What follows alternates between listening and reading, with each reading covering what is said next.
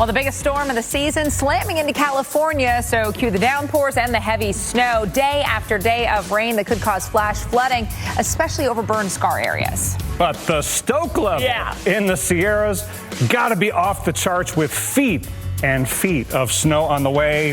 After this mid-season lull, they are back. Oh, game on. Nearly the entire state of California getting in on the needed rain, the needed snow. And when we talk about how much there in the mountains, it's feet, it's 3 feet, it's 4 feet, it's 5 feet, it's over 6 feet. For some of us, 6 inches of snow is a lot. Can you imagine 6 feet of snow? Taller than me. But they have been lacking for the ski resorts, for the water supply. So this is all good news if we can stay safe during the storm. Absolutely. You are watching Weather Unfiltered on a Monday. I'm Alex Wilson here with Dr. Nab. There's quite a bit of action, though, to start our week. You know, folks who maybe got out there to those resorts for the long week or weekend. And then, as we said, maybe just take a couple extra days. The skiing is going to be fantastic. Now, you know, I always find a way to bring in a hurricane relationship. Remember last hurricane season, there was this mid-season lull and then gangbusters. We've had a serious mid-season lull in snow in the western U.S.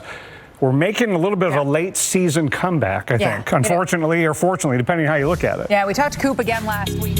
We take you to a virtual view of Chicago, right? We're starting to think about the sun coming back up, it getting warm. We're, through some of the worst that winter can bring. Not saying we're done with it by any means, but, the blue skies, temperatures, they start to show signs of promise. And again, as we look at the calendar and we go, okay, it's mid-February. We're getting there. Average high this time of year is in the mid-30s, but boy, we've got a little sneak peek of what's ahead this week. Tuesday, Wednesday, Thursday, we've got 50s, even 60s on tap. Now, I say, a sign, because in true Chicago fashion, we can't stay there. We're going to see those temps drop off by the end of the week, and especially this weekend. Friday, 40, 39 on Saturday, low 30s coming your way on Sunday. So obviously, we are back below average, even back below freezing for high temperatures. So Chicago always has a way of reminding us that it is still very much winter. But again, at least over the first few days this week, you're going to get out and about and enjoy it. Chicago, it has been a cold month thus far.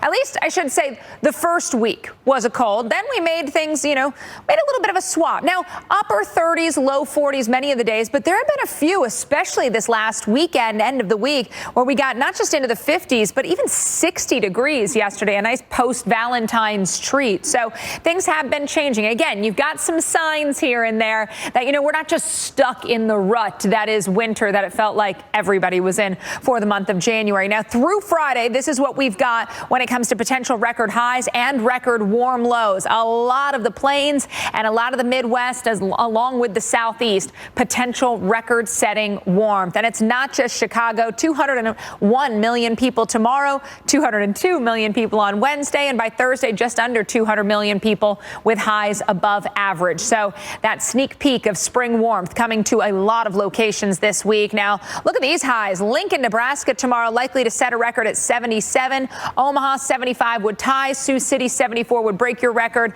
And in Midland, Texas, 82, Dr. Nab, very close to that record of 83. Well, like I said, Alex, we are